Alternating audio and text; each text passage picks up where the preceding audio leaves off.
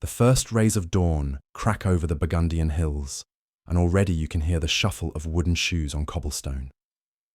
It's harvest day in 1400, and every soul in the village knows what that means. Today decides whether families eat well through winter or scrape by on turnip soup and prayers. But here's what most people don't realize about medieval winemaking. It wasn't just about squishing grapes and hoping for the best. These folks had turned grape harvesting into a science that would make modern vintners jealous. Picture this. You wake up before sunrise, grab a wicker basket that's older than your grandfather, and head out to rows of vines heavy with fruit that could either make you rich or leave you broke. No pressure at all, right?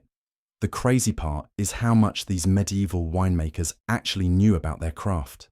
They could tell you the exact day to harvest just by rolling a grape between their fingers. They had techniques for sorting fruit that put modern quality control to shame, and they did it all without a single piece of modern equipment. Before we dive into this incredible world of medieval winemaking, make sure to hit that subscribe button if you want more deep dives into historical crafts. Give this video a like if you're already impressed by what people could accomplish with nothing but their hands and centuries of knowledge. And definitely leave a comment about what surprises you most about medieval wine production. Trust me, by the end of this series, you'll never look at a bottle of wine the same way again.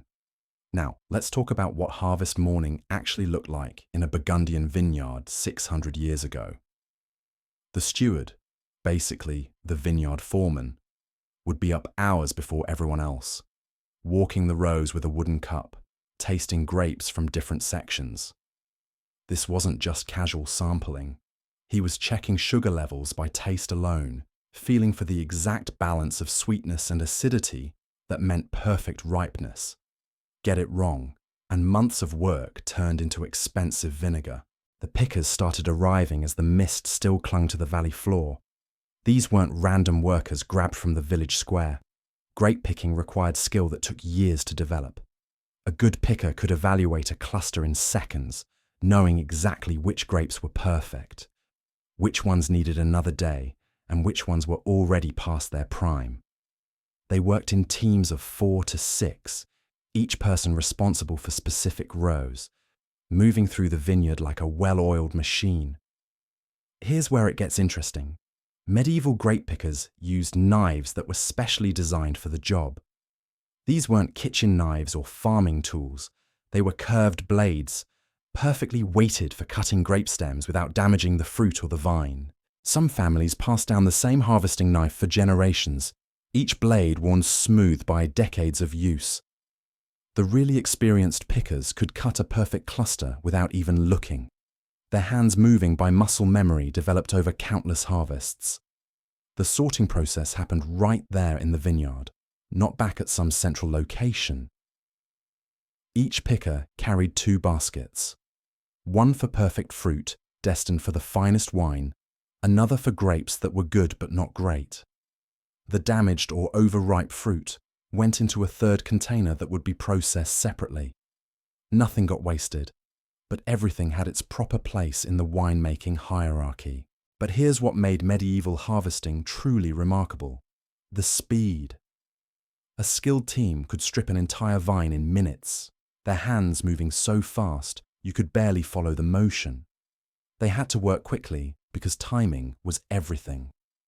Grapes that were perfect at sunrise might be overripe by noon, especially on hot days when the sugar content could change by the hour. The baskets themselves were engineering marvels in their own right, woven from willow branches with gaps just the right size to let air circulate around the grapes without letting fruit fall through. The handles were positioned to distribute weight evenly, allowing pickers to carry loads that would break your back today. Some of these baskets could hold up to 40 pounds of grapes, while still being comfortable enough for a worker to carry all day long. Once the picking teams finished a section, that's when the real quality control began. The steward would inspect every single basket, pulling out any grapes that didn't meet his standards. His reputation depended on the wine quality, and his job security depended on keeping the vineyard owner happy. A steward who let bad fruit slip through wouldn't be working harvests much longer. The approved grapes headed straight to the pressing area, usually set up right there in the vineyard or in a nearby barn. Time was critical here because the longer grapes sat after picking, the more likely they were to start fermenting on their own. Uncontrolled fermentation was the enemy of good wine, so everything had to move like clockwork from vine to press. The pressing equipment itself was a sight to behold. The main press was a massive wooden contraption that looked like it belonged in a medieval torture chamber. A huge wooden screw, carved from a single piece of oak, turned slowly to crush the grapes placed in wicker baskets underneath. But before anything went into that big press, there was another crucial step that separated good winemakers from great ones. The treading tub came first for the fruit that wasn't quite perfect. Workers would literally stomp on the grapes with their bare feet, crushing them just enough to release the juice without breaking the seeds. Why bare feet instead of shoes? Because feet were gentler than any tool they had, and breaking grape seeds would make the wine bitter.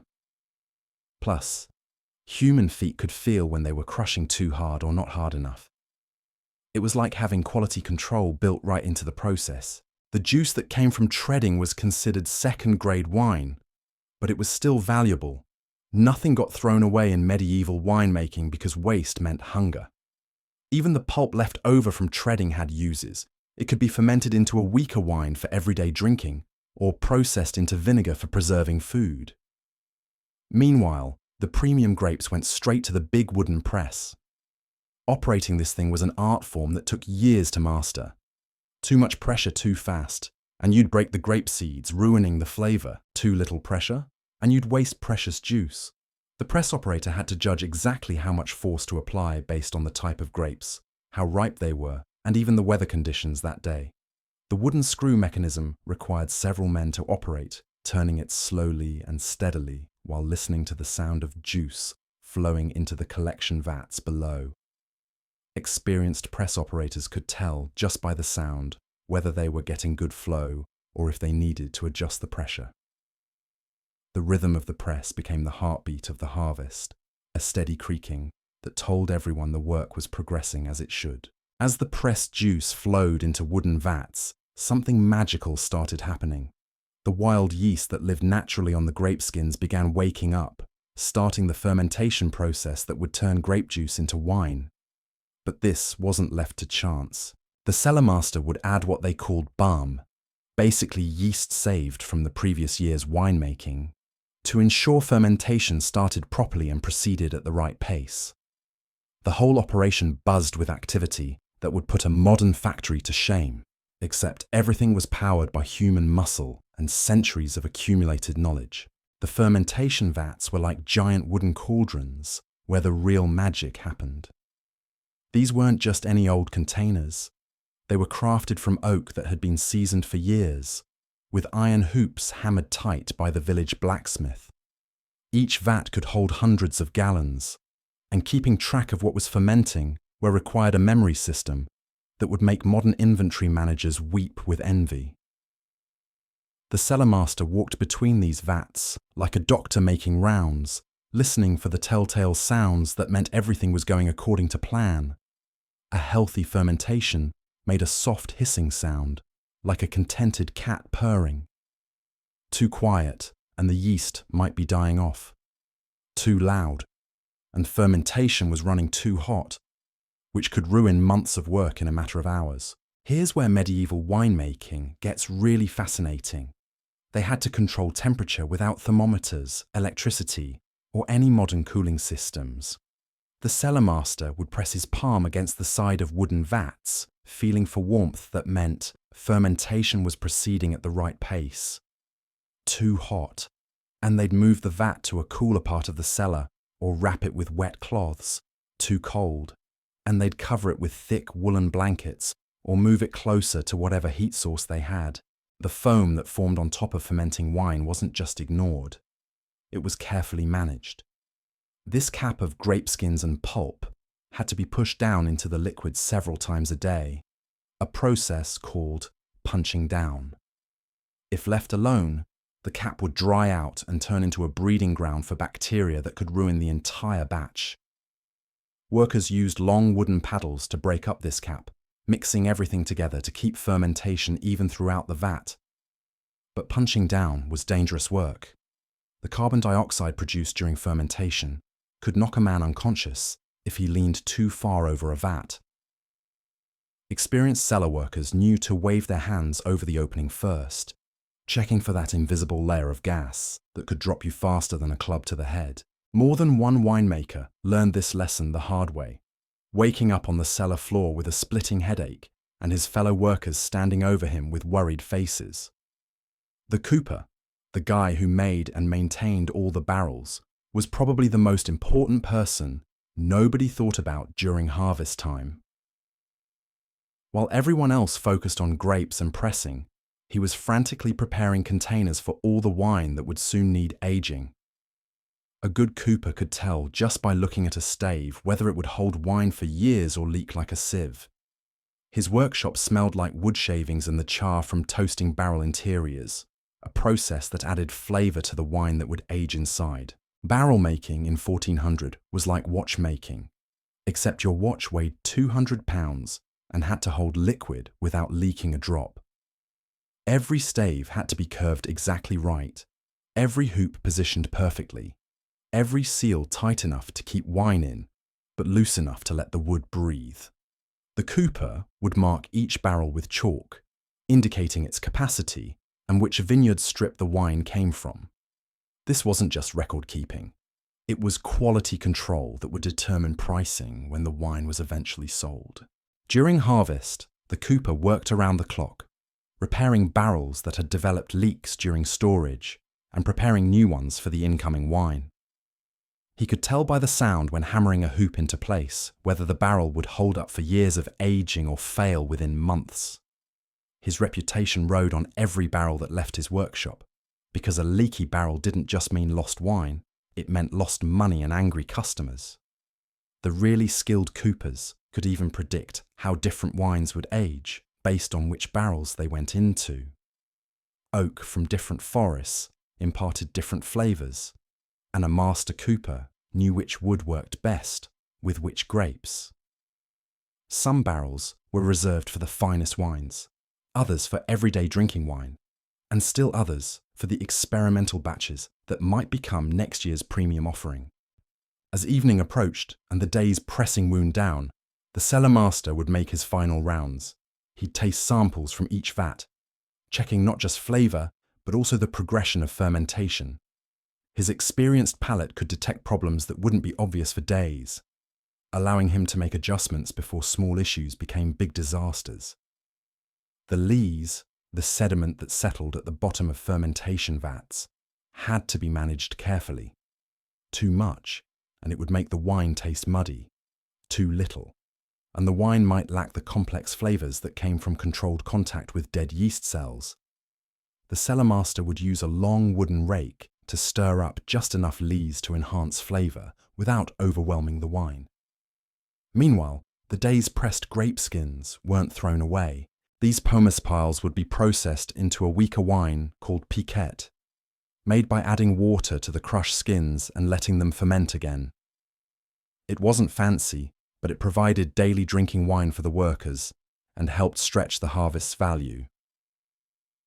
Some pomace also got saved for making vinegar, an essential preservative for food storage through the long winter months. The evening meal during harvest was a community affair that brought together everyone who had worked that day. Long wooden tables would be set up near the pressing area, loaded with bread, soup, cheese, and whatever meat the household could afford. The winemaker would pass around samples of wine from previous years, both to celebrate the day's work and to remind everyone what they were working toward. As darkness fell, torches and oil lamps would be lit in the cellar, casting dancing shadows on the walls while the winemaker made his final checks of the day. He'd run his palm over barrel heads, listening for the soft fizzing sound that meant fermentation was proceeding safely. The warmth of the wood told him fermentation temperature was staying within the right range, while the sound told him the yeast was healthy and active. The harvest day ended with careful record-keeping that would make modern accountants proud. Chalk marks on the cellar door tracked how many loads of grapes had been processed, how many barrels filled, and which vineyard sections still needed harvesting.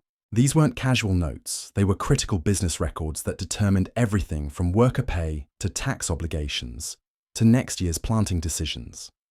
But the day's work wasn't quite finished. Someone had to check the fermentation one more time before dawn, ensuring that temperature hadn't dropped too low overnight or risen too high. This final check often fell to the winemaker himself, who would rise in the dark hours before sunrise to listen to his fermenting wine and make any adjustments needed to keep everything on track. The pre-dawn cellar check was like being a doctor on night rounds, except your patients were hundreds of gallons of fermenting grape juice that could either make you wealthy or leave you bankrupt. The winemaker would pad through the cellar in soft-soled shoes, carrying a single candle that threw flickering shadows across rows of wooden vats. Each container got a gentle touch, a careful listen, and sometimes a worried frown when the sounds weren't quite right. You know what's crazy about this whole process? These medieval winemakers had developed a sensory system that was more accurate than most modern equipment. They could tell you the exact stage of fermentation just by the smell wafting up from a vat. Sweet and yeasty meant things were just getting started. Sharp and alcoholic meant fermentation was in full swing. But the smell they really listened for was that clean, wine-like aroma that meant everything was proceeding perfectly without any unwanted bacteria crashing the party. The morning after a big harvest day brought its own set of challenges. Workers would arrive to find some vats bubbling enthusiastically, while others seemed to have gone quiet overnight. The quiet ones weren't necessarily problems. Sometimes fermentation just needed a gentle nudge to get going again. The winemaker would stir these sluggish vats with a long wooden paddle, mixing in some actively fermenting wine from another container to wake up the sleepy yeast. But here's where medieval winemaking gets really impressive. They had backup plans for their backup plans. If a batch of wine looked like it might go bad, they didn't just dump it and call it a loss. They had techniques for salvaging problem wines that would make modern crisis managers jealous. Weak fermentation could be boosted with honey or concentrated grape must. Wine that was turning too acidic could be blended with sweeter batches to balance the flavor. The blending process itself was an art form that took decades to master. The winemaker would taste samples from different vats, mixing tiny amounts in wooden cups, until he found combinations that created something better than any single batch alone. Some of these experimental blends would be marked with special chalk symbols and aged separately to see how they developed over time. Temperature management during those first crucial days of fermentation required constant vigilance. The cellar workers developed a rotation system where someone was always checking the vats, even through the night. They'd wrap fermenting wine in wet cloths during hot spells or cover them with woolen blankets when cold snaps threatened to slow fermentation to a crawl. It was like being a nurse in an intensive care unit, except your patients were alcoholic and occasionally tried to explode. Speaking of explosions, runaway fermentation was every winemaker's nightmare. When fermentation got too hot, it could literally blow the wooden lid off a vat, spraying wine and grape skins across the cellar like some kind of medieval food fight. Cleaning up after one of these incidents was a sticky, smelly job that usually fell to whoever was unlucky enough to be nearby when it happened. The village blacksmith played a bigger role in winemaking than most people realize. He wasn't just making horseshoes and farm tools. He was constantly repairing the iron hoops that held barrels together and crafting specialized tools for the winemaking process. Those long paddles used for punching down the cap. The blacksmith made those. The metal fittings that held wooden presses together? His handiwork too. A good blacksmith who understood winemaking was worth his weight in gold to a vineyard. As the first week of fermentation progressed, the winemaker faced a crucial decision: when to press the wine off the grape skins. Press too early, and the wine would be light in color and flavor. Wait too long, and it might become too tannic and harsh. The timing depended on everything from the grape variety to the weather to what style of wine the vineyard was trying to produce. The pressing of fermented wine was completely different from the initial grape crushing.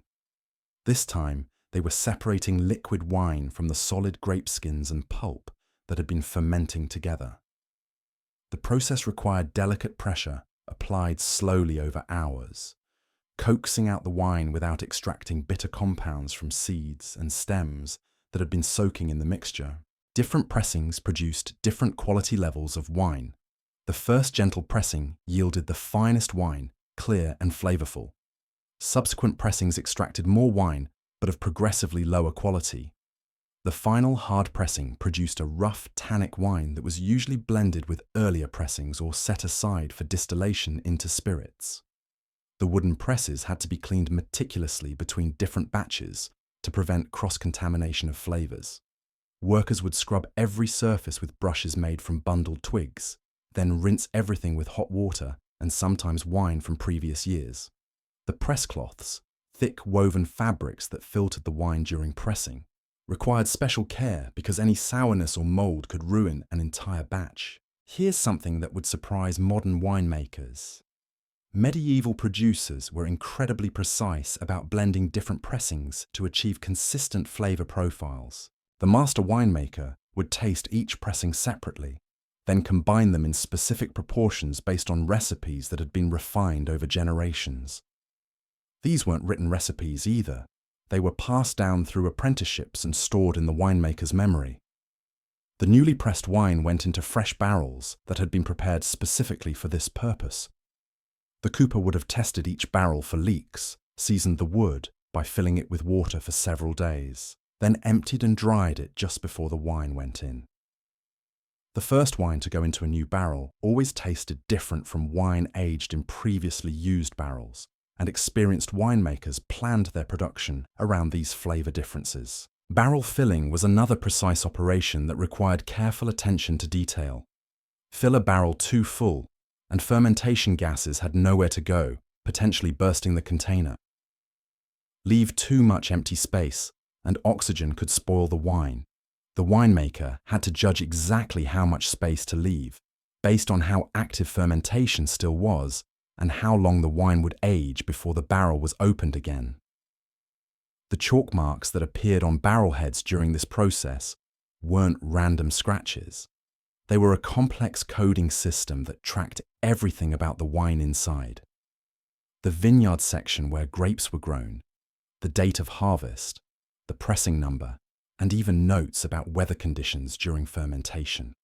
A trained cellar master could look at these marks months later and tell you exactly what to expect when the barrel was opened. But the real test of medieval winemaking wasn't the fancy techniques or careful record keeping. It was whether the wine would survive the long aging process that turned grape juice into something worth drinking. The next few months would determine whether all this careful work had paid off, or whether the winter would be spent drinking very expensive vinegar. As autumn deepened and fermentation gradually slowed, the character of each batch began to emerge. Some barrels developed the complex, balanced flavors that marked premium wine. Others showed the lighter, fruitier characteristics of everyday drinking wine. And unfortunately, some developed the off flavors and strange smells that meant they'd need to be distilled into spirits or sold off cheap to tavern keepers who weren't too picky about quality. The winemaker's job during these critical weeks was part scientist, part artist, and part fortune teller. He had to predict how each batch would develop over months of aging, making decisions about which barrels to keep for premium wine and which to sell early before any problems developed. His reputation and his family's financial future rode on these judgments, made while the wine was still young, and its ultimate character remained a mystery. The winter months brought a different kind of tension to the wine cellars. While the village slept under blankets of snow, the winemaker was wide awake, listening to sounds that would make no sense to anyone else. Every barrel had its own personality during aging, and learning to read those personalities was what separated master winemakers from the guys who ended up selling vinegar for a living. Picture this. You're walking through a cellar in February, and each barrel is making different sounds. Some hiss softly like contented cats. Others bubble occasionally like a pot of soup left too long on the fire. The really quiet ones weren't necessarily good. Sometimes silence meant the wine had gone flat and lifeless. But the barrels that made gentle, rhythmic sounds, those were the ones that might turn into liquid gold by spring. The cellarer developed an ear for these sounds that was more accurate than any modern monitoring equipment. He could tell you which barrels were developing properly just by walking past them in the dark. A soft fizzing meant healthy secondary fermentation was still happening. A sharp hissing sound meant too much pressure was building up, and the barrel needed immediate attention before it turned into an expensive mess. Temperature control during winter was a constant battle that required more creativity than you'd expect. The cellars were built partially underground to stay cool during summer, but that same design made them freezing cold when snow covered the ground. Wine that froze would expand and crack the barrels, while wine that got too cold would stop developing the complex flavors that made it valuable. The solution involved techniques that would make modern climate control engineers scratch their heads in amazement. Straw bales were stacked around barrels to provide insulation. Braziers filled with charcoal were positioned carefully around the cellar, close enough to provide warmth but far enough away to avoid cooking the wine. Some clever winemakers even diverted smoke from their house chimneys through channels in the cellar walls, creating a primitive but effective heating system. But the real challenge wasn't just keeping the wine at the right temperature. It was knowing when to move it. Wine needed to be transferred from one barrel to another periodically to separate it from the sediment that settled at the bottom. This process, called racking, had to be timed perfectly based on how the wine was developing. The timing depended on factors that would drive modern winemakers crazy. The phase of the moon supposedly affected how well wine would settle. Certain weather conditions were considered better for racking than others, and every master had his own theory about the best time of day to move wine from barrel to barrel. Some swore by dawn racking, claiming the wine was calmer before the day's activities stirred up vibrations. Others preferred evening, when temperatures were more stable. The actual racking process was like performing surgery with medieval tools. A long wooden tube called a siphon was carefully inserted into the barrel, positioned just above the sediment layer at the bottom. The winemaker would suck gently on the other end until wine started flowing, then quickly direct the stream into a fresh barrel. Get the positioning wrong, and you'd suck up a mouthful of bitter sediment. Position the siphon too high, and you'd leave gallons of good wine behind. Here's what made this process truly nerve-wracking. You only got one chance to do it right. Once you started siphoning wine from a barrel, you had to finish the job. Stop halfway through, and the sediment would get stirred up, ruining whatever wine remained. So the winemaker had to commit to each racking operation, knowing that a single mistake could destroy months of careful aging. The fresh barrels used for racking weren't just grabbed randomly from storage. Each one was selected based on how it would affect the wine's development. Barrels that had previously held different wines would impart different flavors. Some barrels were chosen specifically to add subtle oak character, while others were selected for their neutrality. The master winemaker kept mental notes about which barrels produced the best results with which types of wine. Cleaning the empty barrels after racking was a job that fell to the apprentices and younger workers. These containers had to be scrubbed spotless because any residue left behind would contaminate the next batch of wine stored in them. The cleaning process involved hot water, long-handled brushes made from bundled twigs, and elbow grease that would make modern gym workouts look like gentle stretching exercises. The sediment removed during racking wasn't thrown away. Medieval winemakers wasted nothing. This thick, muddy substance was rich in tartaric acid and could be processed into cream of tartar for cooking and medicine.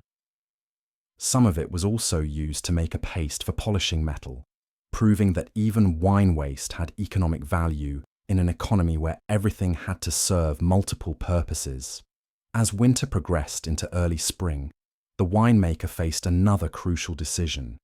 Which barrels were developing well enough to continue aging, and which ones needed to be sold quickly before problems developed further? This evaluation process required tasting skills that took decades to develop, plus the business sense to know when cutting losses was better than hoping for miraculous improvement.